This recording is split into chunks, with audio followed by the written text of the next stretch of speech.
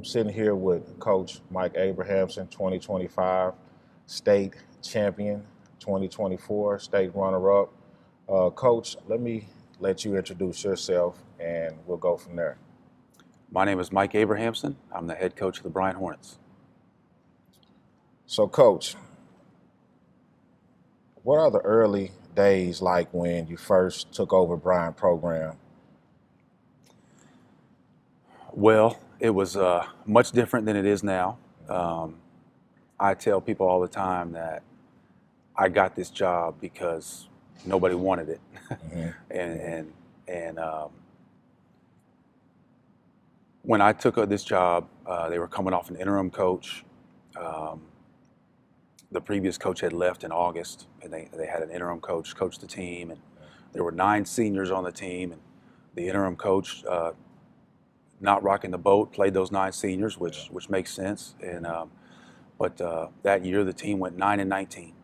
So I inherited a team that went 9-19, and none of the guys that were coming back had any experience, varsity basketball experience. So no returning seniors, or was it? There were 2 seniors on the team, but really nobody other than the previous year's seniors really got to play. Right.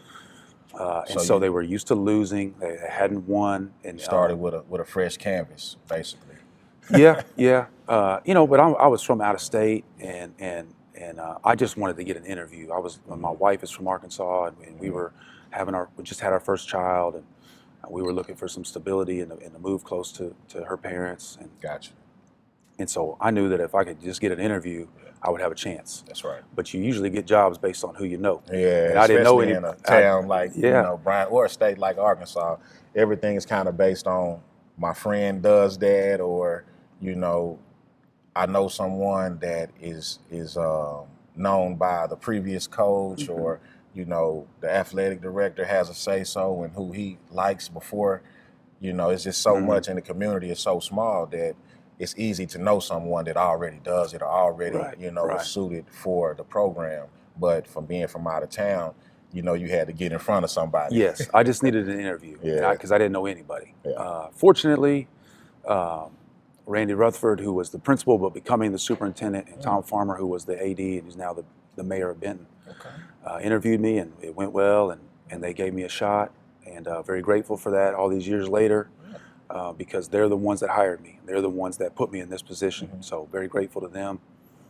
And they've moved on since then. As many people around Bryant have moved on. I've been through, 5 or so superintendents, and I'm on the 3rd athletic director, and about 5 principals, and I'm still here. I'm just outlasting everybody. So the mayor started out with the school district. The mayor of Benton. The mayor of Benton. Okay. Yes, okay, he used to be our athletic director and transportation director. Okay. He eventually retired from school and got into politics. Okay, nice. And he recently honored us. Was a big part of honoring us at the Everett Pep Rally with Benton and Bryant both winning. Nice. A whole Saline still County included us in that. Yeah, it was nice. That's good. So talk about the facilities. Talk about the early stages of what you had to work with coming into the program. Well, it was in bad shape. I remember walking in to the gym, Building 1, which is still on campus and has been converted into a volleyball gym. It's actually really nice. They've done a lot of renovations. But when I walked in 2010, the side goals had wooden backboards on them, and I said, "Oh man, we are." I see what's going on. Yeah, we got to come into the 21st century. The evolution of the game. Yeah, it was rough. The practice gyms were old, and we had to jog across campus to practice during volleyball season and all that. But I wasn't as concerned with that. I knew there was really only one way to go, and that was up. Yeah. And I was grateful for the opportunity, and we just started building this based on work ethic and based on changing a mindset. Because the mindset was one of losing, and there was no expectation of success from the student athletes, and that was my first mission, was to change the way we went about our business, and the way we thought about ourselves, and the way that we could build a belief to become successful. Yeah, establishing that identity and culture and the buy-in every day. Yeah, and I've been doing it every day for 15 years now. Yeah. It's And like the first day on the job every day. Every day. That's my job, is to hold that standard. Yeah. So what was the turning points where you knew that the culture had changed? Well, I would say instantly the kids really bought in and were excited for the change. But we didn't win a lot that first year. Like I said, we were very inexperienced and we're used to losing. And that mindset is the hardest thing to change. It's hard to break that train of thought, that cycle. Yeah. But going into year 2, we pretty much had the same team back from year 1. And started building it, and we actually started off year 2 1-3, and I knew we were better, and I knew that we were able to do some things that we weren't able to do the first year. It was still that belief, it was still that mindset. Yeah. But then early in the year, we were able to beat Benton, and we had lost to Benton. Our school had lost to Benton 10 years in a row. Wow.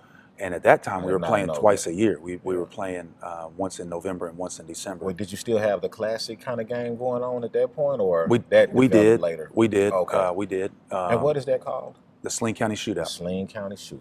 Nice. And we beat Benton, and then we beat Benton again the next month. And so once that happened, that was probably the first thing that everyone could see, and where the kids really would receive some pats on the back and some real things. And then that's a beautiful feeling from when you've come from a losing culture, a losing identity, not being a established program, to winning against a team that you lost to 10 years in a row and beating them twice in one season. Yeah, Benton was really good, during that time. I mean, they're still good, obviously, now. They just won a championship, but they were really good at that time. And had a really good coach, and they were dominant over Bryant in basketball. And when our kids were able to win that game, that was a big turning point. Nice. Later in the year, we beat North Little Rock. We beat Conway. Conway had just won a state championship the year before I got here, so in 2 years before, and to beat these teams that are Little Rock traditional, is always a big deal. They've always had a nice. We beat them on senior night, my second year there. We beat Conway, I think, twice that year. Actually, the first time we beat them was at their place. We were down 14 in the second half and came back and won. And so it's just, it was games like that where that belief, you start to, the kids start to know that what we're doing works and our way of life is transitioning. We ended up going to the state semifinals that year. We won a state tournament game for the first time in a long time. I think that was about 10 years or so. We beat Bentonville in overtime, and then the next night we turned around and we beat Rogers, and they were the 2 seed out of the West that year, and we beat them, and we made it to the semifinals. We lost to Bobby Portis and Little Rock Hall, which they went on to win a championship that year. But we made it to the semifinals. When the championship game was in the Barton Coliseum. I believe it was in Barton. And so they to make it to the semifinals, the first time in 30 years that the school had made it that far. And so that was really cool, but then those players graduated, and they moved on, and then we have a whole new group of players. So I think from a coaching perspective, I knew that our way was working, but now we have to make it work with a new crop of players. And so the buy-in process starts all over again. And but we had seen it work, and so I could hold that standard with confidence, knowing that our way of life was a way of life that produces success to some degree. And then it was just about trying to find more success and get over the next hurdle and the next hurdle. And that's been a long process. Yeah, for sure. But I would say another big turning point, the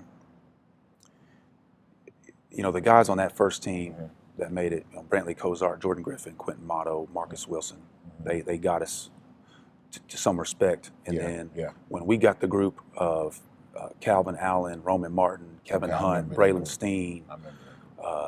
Since those guys were sophomores, we really have won consistently and kept it going. They were sophomores. We went like 14-13, but they all got to play a lot and they all got a lot of experience. The next year we went to the semifinals, lost to Cabot in overtime, in the semifinals, and Cabot hosted the state tournament, and they went on to beat Bentonville the next game to win it.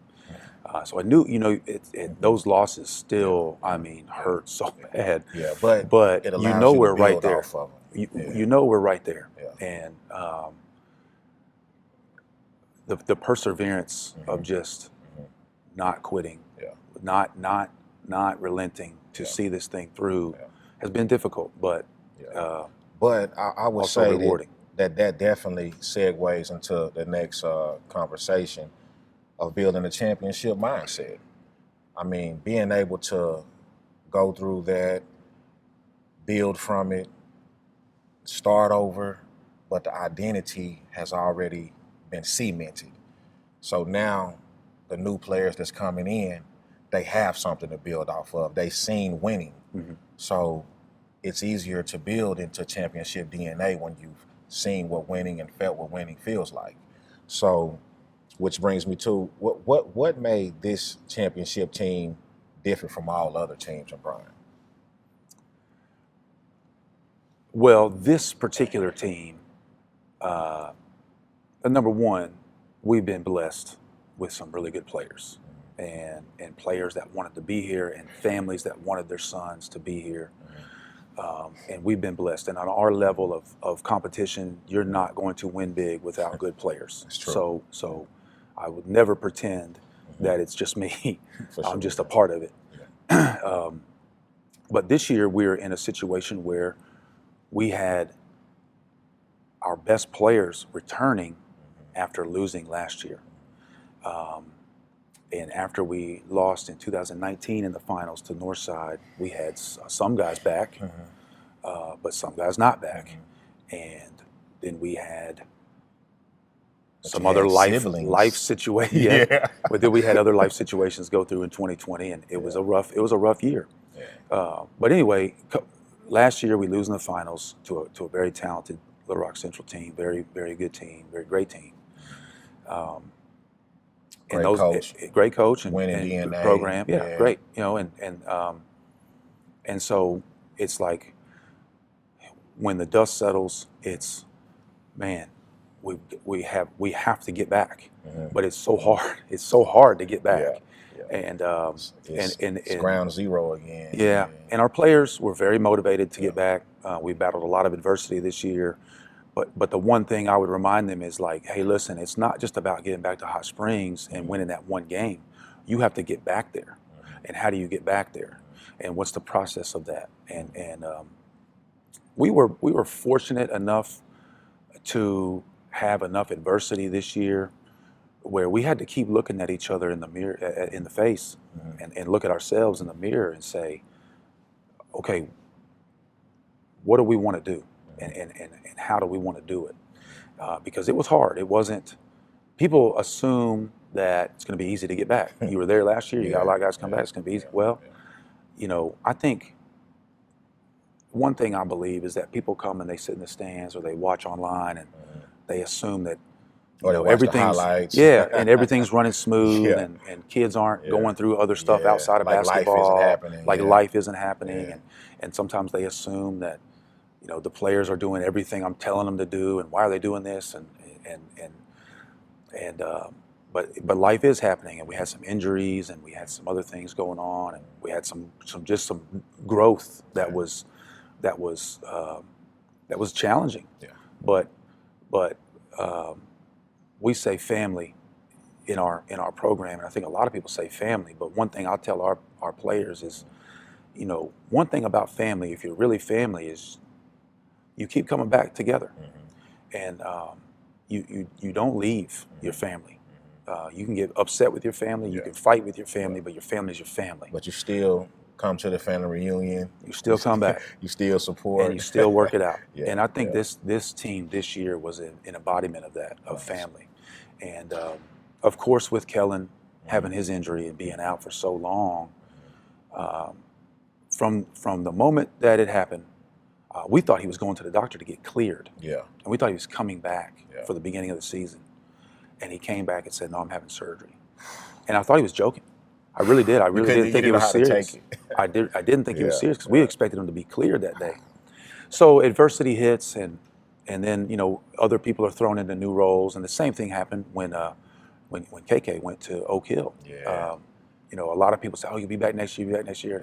You don't know. You don't know what's going to happen. I mean, it's a blow to the program for sure. And when people are thrust into new roles that they're not expecting to be in, it takes a while for kids to grow through that. And so we were able to go through that this year, and it was a blessing because we saw some growth in some guys that we probably wouldn't have seen, or we wouldn't have seen to the level that we got to if Kellen had played all year long. So, and it was good for Kellen probably to rest his legs. He's always on the go. He's always competing, and to see things from a new perspective. And it kind of made way for a new emerging leaders to step up and walk into the role that you had for them, you know, already. But sometimes it takes a turn of events to allow the opportunity for that to happen, whether it's unfortunate, you know, or not, you know. But there's no time to pout and sulk. It is what it is, and let's deal with it, and let's make the most of it. We really had 3 different teams this year almost. We had the guys that were there in the preseason without Kellen, and they played the first third of the year, and sometimes we only dressed out 8 players. And then we got our football guys in there after they won a championship, and you get them in mid-December, and then it takes them a month to get acclimated. Shape, well, and just build the right habits and get acclimated to back to the way that we do things, but coming from a successful program, that makes it a little bit smoother, and they hold their standard down there. So, but it changes the dynamic of the team, and then we get to February, and Kellen comes back, and that changes the dynamic of the team. But finally, we're whole, and the standard had been held the entire year, and we'd gone through some growing pains and some ups and downs. And once we got whole and complete, we hit the ground running and never looked back. That's amazing. So, hearing that final buzzer, the championship game, take me through the emotions, the feelings, and describe that moment the best you can in words. I'm gonna try not to get emotional. I mean, it's an emotional topic, you know. Well, behind the celebration is a lot of pain. Yeah. And there's a lot of failure.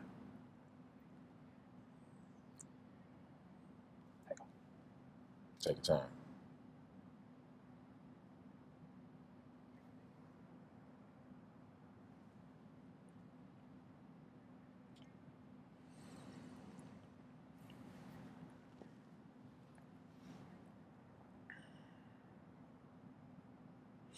Okay, now I'm good, but my eyes are watery, so I'm good now. It's tough, you know. Okay. When the buzzer sounded, really all I wanted to do is watch my players celebrate. That's really all I wanted to do. I love these guys, and I love all my players. One thing about them, I mean, they're teenage boys, so when we take pictures, we take team pictures, or we have to take a picture with a group or with somebody. They won't smile. They gotta be tough, you know. And but when we win and that final buzzer went off, they forgot about the cameras. They forgot about who was watching them, and it was joy, and it was elation, and that's what I wanted to see: the genuine response to accomplishing something great. And I knew that so many people are a part of it that weren't on the court or weren't in uniform or weren't on the sideline that day. Former players, administrators, parents, other people that have invested in us, sponsors. It takes a whole lot. Trainers and strength coaches and so many people. The village is big. It's big. It takes so much. Big moment. It takes so much, and I thought about them. And I thought about the future and how this can impact future Hornets and the legacy that this would leave for people coming after them. Because we have several guys that have left a legacy here and teams that have left legacies here that I get to talk about to our current players. But this is going to be a legacy that as soon as you walk in the building, you see it and you know about it and you feel it. You feel it. And it's a legacy that that people outside of our school and our program will know about. So I thought about the past, I thought about the present, and I thought about the future. And I thought about all the people, and I thought about all the times that I've hurt with teams of young people. And then now we get to celebrate with a team of people. And all the ones of the past, it was so cool. I got so many messages from former players and people that were happy for us and congratulating us. And it's about relationships. You get into coaching not to win championships. Of course, you want to win, and you strive to win. Much. But it does take so much. But I got into coaching because of what coaches did for me, and I want to have a similar impact. And when you're able to win a championship on top of just the relationships that you build and the memories that you form, it just adds another layer and another element of a legacy. And I hope this has a deep impact for years to come. Take me through another emotional moment for you after the buzzer and winning the championship and the celebration, and now you get a chance to look at your boys and embrace that moment. And have that with them, Yeah, thanks for that question. Yeah, way to you just want me to cry. They have been a part of this their whole life. Their whole life. And people don't understand the sacrifices that the family makes, the child makes unknowingly, so it's definitely, so much that's behind the scenes. And my wife, when my wife met me, I don't think she had any idea that her life would be going from gym to gym and field to field, basketball, and I, it's 80-20. She would love to go to the lake a little bit more, and she would love to go to the beach a little bit more, and she would, and I don't think, and she sacrificed, and she's watched the ups and the downs, and she's experienced it, but. That's why she's and my the daughter, real MVP. yes, and my daughter, same. She doesn't want any part of basketball. I think just because of what she's seen me and her brothers go through. But the boys have been on that bench, and they have been there their whole life. They don't know anything different than this, and they don't remember some of the harder times. And so to have one on the roster and in uniform and helping us so much this year, and then another one, was acting as a manager every game, handing out water, bringing towels, giving gum to players, sometimes wiping up blood, wiping up sweat, giving me some chapstick when I need chapstick and water, and he just, he has learned to be a selfless leader as well. It's amazing. And a servant leader, and to experience that with them is so special. What the game of basketball is able to teach and instill in the youth, at early stages. That was part of the reason why I wanted to be a part of basketball in some aspect and make a difference in the basketball community. It's just like you said, it's what coaches and what basketball done for me, the principles, the values. Knowing how to care for the person next to you, it's just, so much that you learn along the way that never goes. It's like it's an instinct now. You do those things unknowingly. You help your brother unknowingly. You do acts of kindness, unknowingly. It doesn't have to be intentional for you to do those things once those values and core values have been set in, Well, my faith has become a huge part of my life the last few years, and as I sit in church and I participate in Sunday school and in different classes that I've attended there's so many parallels between biblical and scriptural teaching and coaching and raising up youth. Obviously, there's parallels in the teaching, but it's all interwoven into the principles that you want your kids to develop and learn. And I have just been so blessed to watch this thing and be a part of this thing and grow and develop and to be a part of so many young people's lives. You got to be a little bit out of your mind to do this job, especially these days. Yeah. And I'll admit I'm probably a little bit out of my mind, but I feel like I know that I'm called into it, just like you're called into doing your job. You're so good at what you do and promoting youth and the kids, and but when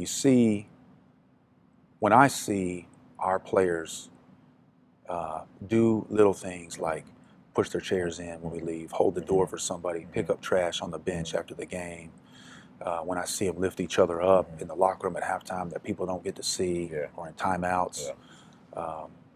You know, we were at halftime of the championship game, and I'm telling our team, I said, look guys, we're right there, but we're not fully playing our game that we've played, and we're not fully being ourselves. And win or lose, we've got to be us, and let you know that we're good enough, and that who we are is who we need to be secure in. And I said, and listen, if we don't, and then if we lose, and I hesitated, and CB, he goes, we're not losing. Yeah. And that leadership and watching that growth, to step up and say the right things, and to be a little bit vulnerable, and to take that responsibility of we're not, and I'm going to help lead us there. That means so much more. You know, we're going to get a ring, and we've got a trophy, and we're going to have a banner, and all that's great. But watching these kids develop into men is the most rewarding thing, and we'll be a part of each other's lives forever. It's history. It's awesome. It's pretty awesome, and it's that way whether we win a championship or not. But to see the reward, extra, the ultimate reward, yeah, receiving that championship and the acknowledgement and being placed in the Arkansas history books forever. Yeah, and I'm really proud of how we won the game. I mean, our players, that last quarter and a half, that was Bryant basketball to a T.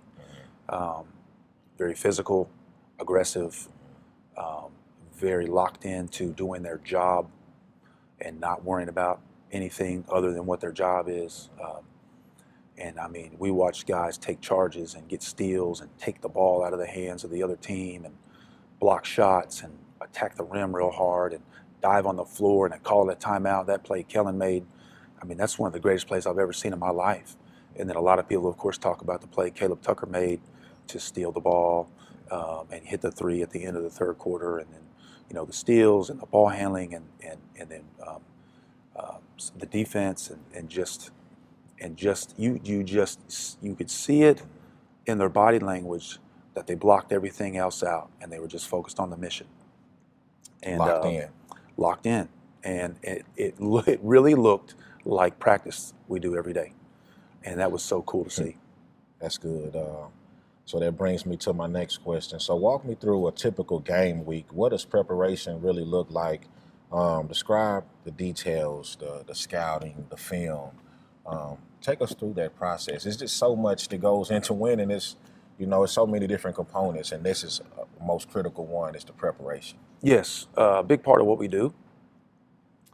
Well, first of all, November and December is just crazy and hectic because the schedule's all over the place. You might be playing on a Thursday, you might be playing on a Monday, you're in this tournament or this event or whatever. It's chaotic. But we treat every game the same. And so I'll walk you through like a conference week, a Tuesday, Friday. Cool. I'll make clips of our opponent for our team. If we're playing on a Friday, I'll make clips for our opponent. So we play a game on Tuesday. Wednesday we'll come in, we'll review some clips of that game, and then we'll try to, in practice, clean up some things that maybe were sloppy on our end. That's Wednesday. Polish. So we'll review the game of the night before and try to clean up some things on our end that have to do with us and how we play. We'll get a good lift in, we'll get some shooting in. Thursday, we'll have a good practice, again, a little bit more fast-paced, a little bit more like a regular practice, working on some things, and at the end we'll go over. I'll take them through, or an assistant coach will take them through some of the things that the other team that we're going to play on Friday is going to do, and we'll lead that.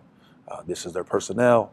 This is how they like to play. This is what they want to do. This is how we want to expose some things or take away some things. This is some of the, and then this is some of the main actions that they like to run in out of bounds plays. I've made clips for you. Watch your clips. Okay. So that's a Thursday. We'll come in on Friday, and we'll meet in the weight room. We do a little game day routine, lift with the court. Then I want the players to walk us through the scouting report. Gotcha. So we do it on Thursday. We give them clips to watch. Okay, you review it, you learn it, you walk us, you lead it. Okay. On Friday. That invest them in what they're doing, and also show you what they learned. And it shows, and it shows they're locked in into, right? Yeah. It's not just coming from me, and they're just going through it. I like it. And then we'll eat together, and then we have a JV game, or we have to leave, or whatever. We leave, and then we watch the girls' game, and then it's go time. It's go time. You know, there's a lot that goes into it. You know, before all that, leading into all that, you know, we've had a preseason strength and conditioning program. We've built up. You know, before they can watch film, I have to get films. Gotcha. You have to find people that will trade with you. Early in the year, we have a conference agreement where we get those films. Okay. And how do you go about that, the conference agreement, and how do you? So we have a conference agreement where all of our conference games go on a huddle page that we can share and access those films. So you don't have to try to track it down. So or go behind people's backs to do that. Mm-hmm. Yep, and we have to post them by 8 a.m. the next day, and that just makes it fair and equal. It makes it hard. Yeah. Well, it makes it fair and equal. So anything that's fair that everyone is, you got the same opportunity. Now in the preseason and the non-conference games, you got to track them down, and sometimes you're trying to track down films from somebody out of state, and you can't really help them back. So you're just relying on coaches being good to each other. For the most part, they are. Okay. And for the most part, they are. So there's a lot of work that goes behind it. Got you. So what are some of the habits that you're looking for leading up to this, through the walkthrough? Like what are Bryant Hornet habits, that standards for Coach A? Well, there's probably a lot of details that go into what we do that make us who we are. And we feel strongly that one thing about our program is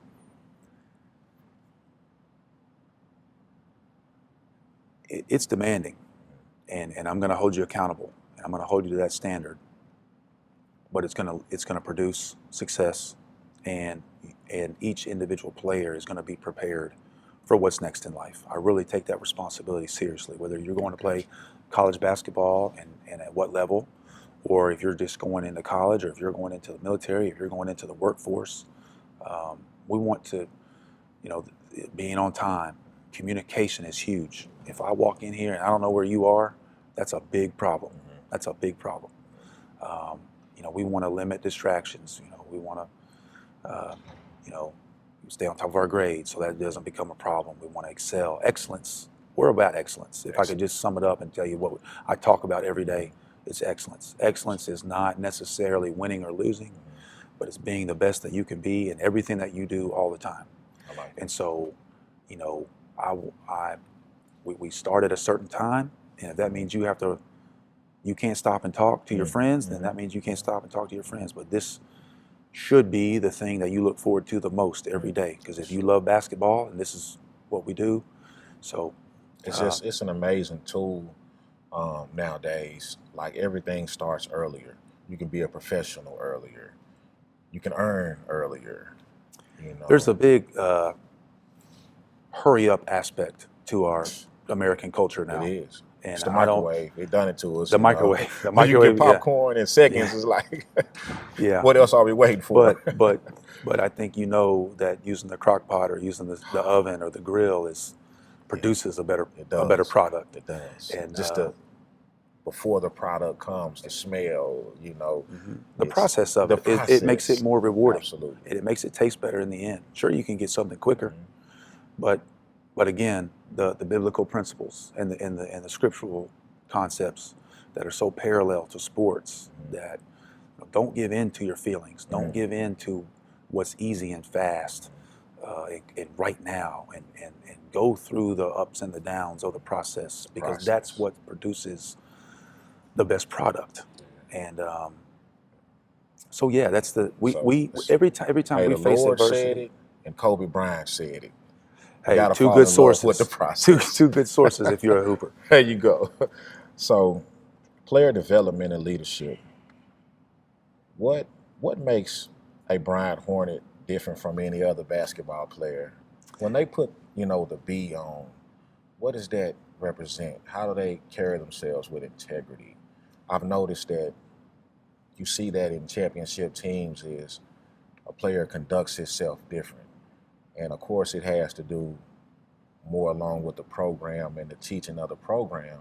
So what makes a Bryant Hornet different from any other basketball player in the state? Well, I really have no idea what's going on at other people's practices, or we scout and so we know about them, our opponents and across the state, and when we play people from other states, I mean, you can tell a lot by watching their film and what you need to do to prepare to beat them.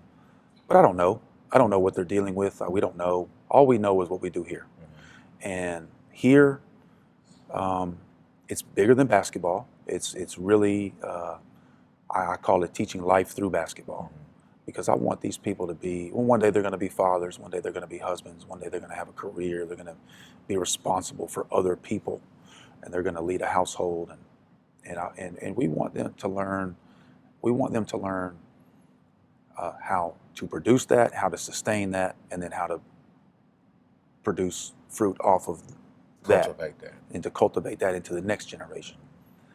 And so again, we're about excellence, and so excellence is in the details, and the details are that we're going to say please and thank you, and we're going to be grateful for we're going to be grateful for good, and we're going to be grateful for adversity, and we're going to face that adversity head on. You can't duck adversity or go around it or ignore it. You have to go through it, and it's not fun, but that's the only way. It's part of it. And we're gonna, what we're gonna do in our program is we're gonna put our players in challenging situations, get them out of their comfort zone, because that's where you grow. And tell me about a player that you've seen grow in character and leadership this season. This season, well, there's a few. I would say one, CB, Kamari Embiid. You go all spring and all summer and fall, and you think that Kellen's going to be there to help carry the load, ball handling wise, decision making wise, in all aspects. You have the Batman and Robin effect. Yeah, and then one goes down, and then not that he didn't have help, because we have other good players, but the burden of the responsibility of the point guard really fell on him. And that was not a smooth transition to put a lot on him. Our two RJs, RJ Young and RJ Newton, were not used to that role either. And now they had to maybe take on more as well. And I'll talk more about RJ Newton's growth in just a second, but just the overall not having that maybe cushion of Kellen put probably more on CB than anyone else. And it wasn't smooth. I mean, it was hard. We had a very tough schedule. We played teams from 7 different states. We were playing in different states, and there was a lot put on him. And I know what CB wants to be. And so when I know what the player wants, I try to match that. And you're almost there. Yeah, it's all right. We're good. We're good. But when I know that CB wants to achieve great things in his life, I want to help him match that. That doesn't mean everything's smooth all the time. But the growth that he went through, man, was so beneficial for him and for our team. Also, RJ Newton, I I don't know I've ever been more proud of a player than RJ Newton. Congratulations to him on the new commitment. That's Yeah, amazing. yeah. You know, he's been a 4-year player for us, but he wasn't always physically ready to compete against the people that we need to compete against. But he's always had the mind, and he's always had the skill, and he's developed his body, and he's just kept showing up. And you know, in a culture of time when a lot of people transfer, he didn't get things early and didn't get things handed to him. He didn't get things, the early reward. Him and his family decided they're staying here. They believe in this. They stay loyal. And that's rare, like you said. I mean, it's becoming new rare rules now in place that makes it easier to move to another school, play for another program, and kids and parents have to have that conversation every year now. Coaches have to wonder if you know, it's all the time. It's different now. Yeah. But to watch his growth and development, and to be, you know, and even in his growth and development, in mid-December, right before Christmas, he's shooting 7% from 3. And there was just, I had one more talk with him about, you know, what I think he should do and how I think he should approach it. But I can't make you. These are your actions. And he ends up the year shooting almost 30%, which doesn't sound great, but when you think about where he was from 7 after about 10 games, 9-10 games, he's shooting 7% from 3. And then he didn't stop his growth with the physical part or the maturity part or the defensive part.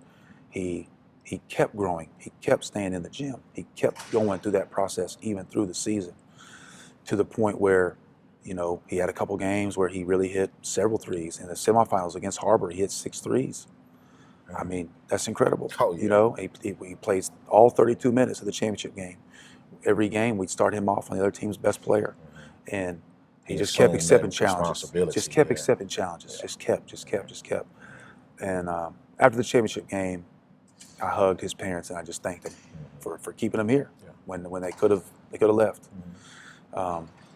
And RJ Young, I mean, to watch him develop. The X factor. That's man, this dude wouldn't shoot the 3 last year. And then this year he makes more 3s than anybody else on the team. And now you see him in AAU and you see highlights of what he's doing on the weekends. And he just continues to grow his game. And we've discussed what's the next thing we want to do. And we have a plan for him for next year. You continue to challenge. It's just, it's an ongoing, it's excellence. It's not about, there's a finish line. There is no finish line. It's an ongoing process. The finish line is when you stop playing.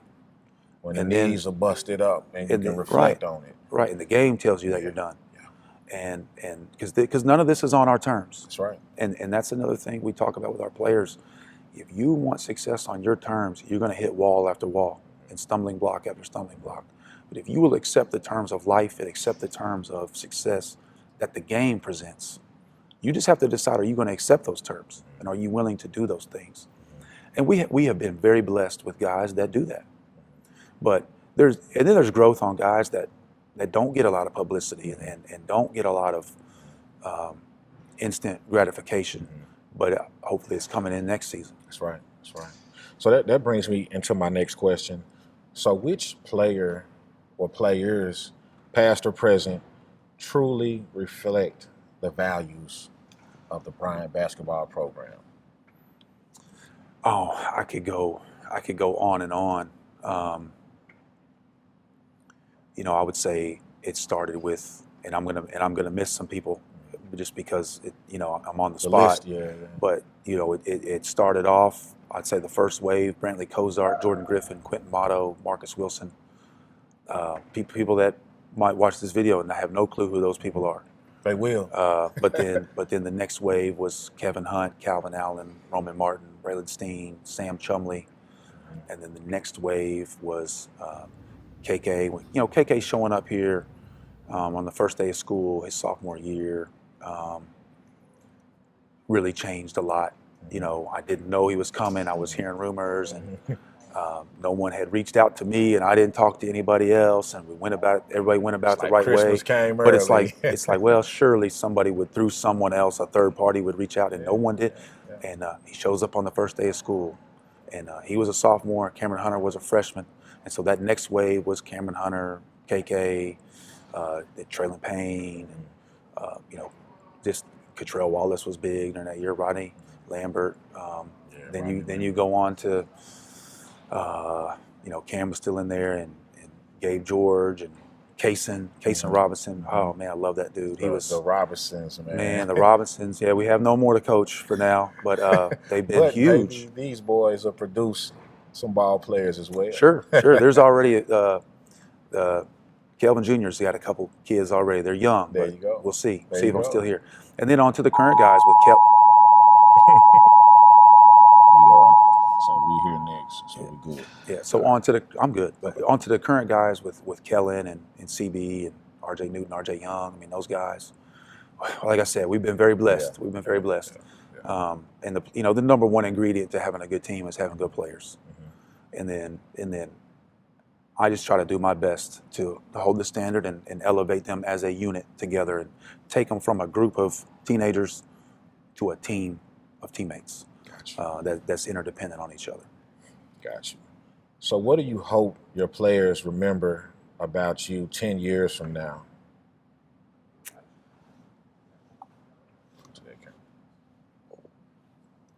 10 years from now, I hope they remember me as someone that loved them,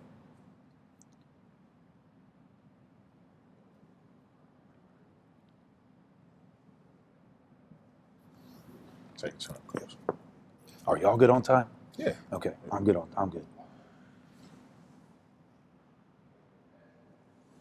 know. We're still gonna get some All right. B-roll and all Okay. that stuff for the trophy case and everything. Okay. So 10 years from now, I just hope my players remember me as someone that loves them before they realize that I love them, and love them still, and want the best for them. And because I love them, I didn't give them any shortcuts. I didn't let them off the hook. I held them accountable to a standard that our program has set, that I put them through difficult and uncomfortable situations that cause them to grow through strength and conditioning and through being demanding on the basketball court. And that through basketball, they maybe not knowing at the time learned a lot of life lessons that can carry on when they're a husband and a father, and then they have a career and they have to get up and change a diaper or make a bottle in the middle of the night. That's what we're working towards.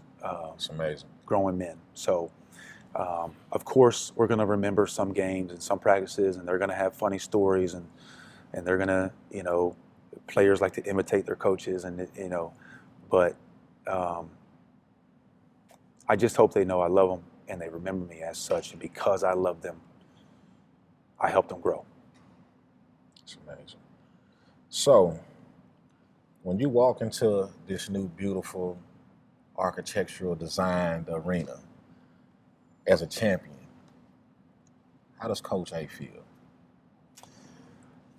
The architect.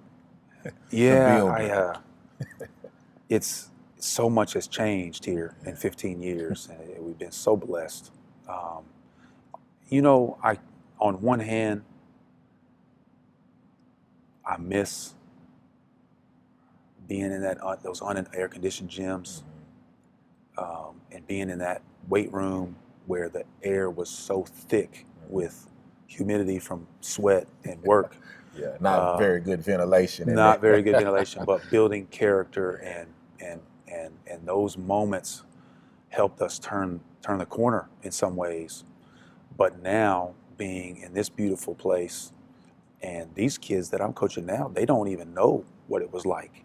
And so I spend some time reminding them and understanding, how this was built.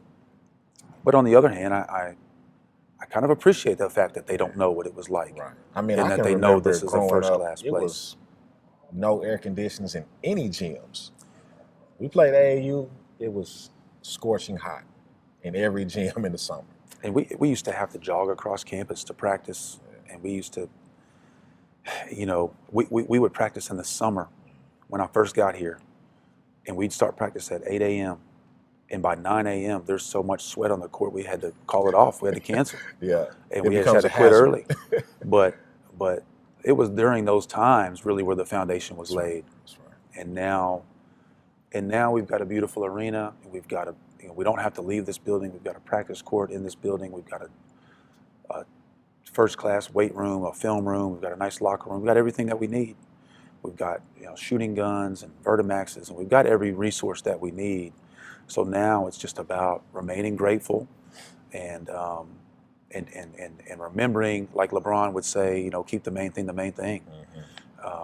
And that is their growth and development as people and as players, and being grateful for all the blessings that we have, and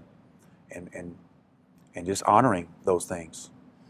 So what keeps you motivated to keep building after reaching the mountaintop and achieving the ultimate reward for everything that's went behind the Bryant Hornet program? I just think a lot of it is just who I am. I'm just wired. God made me in a way that I'm here for other people. My own personal health and appearance has probably taken a hit, but I realized, in building this program, it hasn't always been enjoyable. I'm very proud of it, but there were moments where, I probably wasn't doing so well, and now I've just accepted this was my purpose in life. I did that probably 4 or 5 years ago. That my purpose in life is to serve in Bryant, and to serve the student athletes that come through here, and to serve my family, and now I'm connected, in a local church, and to serve in that way, and to help, build the kingdom and expand the kingdom. And I think when you come to a point in life where you accept God's plan, things tend to run a little bit smoother, or at least you handle them a little bit better. And that's where I've been for the last few years. And what motivates me is helping the next group of players that come through here, the next wave, and that excites me. And my sons are coming up, and then my daughter's going to be here before you know it, up in this school. And you win a championship, and honestly, there are some things are really nice about it, and some things don't really change, and you want to do it again, and you want to hold that standard, and you want to see, okay, now we did it, can we do it again? And there's too much to be excited about, to not want to get up every morning and pursue excellence. So that's what I do. Nice. So how does Coach A want to be remembered? Final moment right there. I would like to be remembered by someone that loved my players, served them, and that the whole time it was never about me. It was about their growth and their development, and that someone that was able to influence in some way and be a part of their lives to help them grow into a godly, mature man. That whatever they do it in a way that pursues excellence, and wants to be a good dad, and be there for his kids, and be a good husband, and be a great role model, and does their job with excellence, and puts their family in church, and branches off what we do here across the world, maybe across the United States, or wherever they may go and they may end up, that some things that they learned here they can apply every day to their life, and that they're extending it and taking it on to the next generation.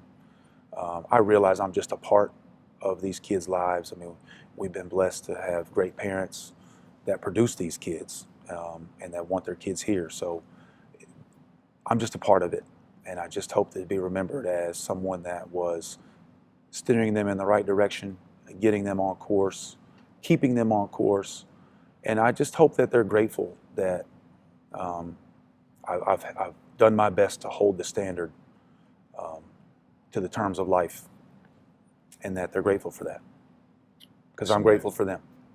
That's amazing. So, Coach, this has truly been a pleasure sitting down, speaking Been fun. to you. Been good to catch up with you. Thank you. you. For sure.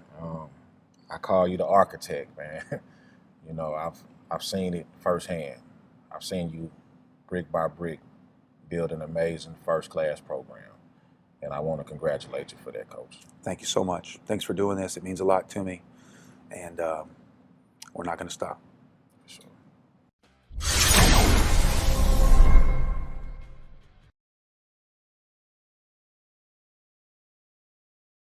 I'd like to thank, first and foremost, my family, my wife and my children, Mason, Paxton, and Elise, my wife, Ashley. I'd like to thank these players that are in this program. This is what it's all about. We don't have school, we don't have teams, we don't have high school athletics without the players. It's all about them. Every one of them have meant something to me, and I'm so grateful for them, because it gives me a job and it gives me a purpose in life. I'd like to thank our administration here.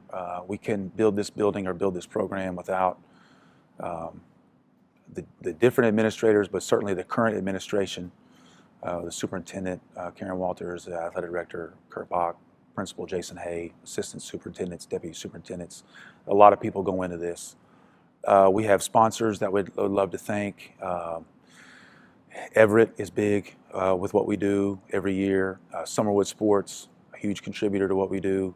Gina's Catering, Eric and Brooke Andrews State Farm, Practical Wellness. Vision Roofing has been a big part of what we do over the years. Hopefully I'm not leaving anyone out. But those are our main sponsors. We also have churches. Geyer Springs Church has been a big part of what we do in the youth ministry there. Pastor Casey Winstead invests in our players and comes and see our players, and they've donated and sponsors meals for our team. Justin McDonald and New Life Baptist Church on Samples Road, they've been amazing. One more, hold on.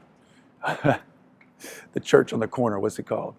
Pastor Ryan Ingold, Cross Point Church right here in Bryant, they've also been a big part of what we do. I probably left people out. There's so many people that go into this. Thank our parents, and if I left you out, I'm sorry. There's so many people that go into this. So thank you to the Bryant community, Mayor Treat. We're going to continue to try to build this thing and keep it going. Thank you so much to FAB44 Insider. This means so much to me and our program. We go way back to 2018-19 in a relationship with you guys, and thank you so much for doing this story on us and our program and me. First issue comes out May 14th.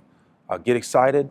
They're doing big things at FAB44. They continue to grow their own program just like we've grown our program, and there's a lot of parallels to what we do. So we're so grateful to you, FAB44. Thank you so much. Keep building what you do. Thank you so much, Chris Jackson from 4E Media. Everything that goes on behind the scenes to do a story like this, the setup, the cameras, the lighting, all these cords, I don't know what they're connected to. It's amazing. The microphone, first class, top notch. Chris Jackson, 4E Media. Thank you so much for being a part of this.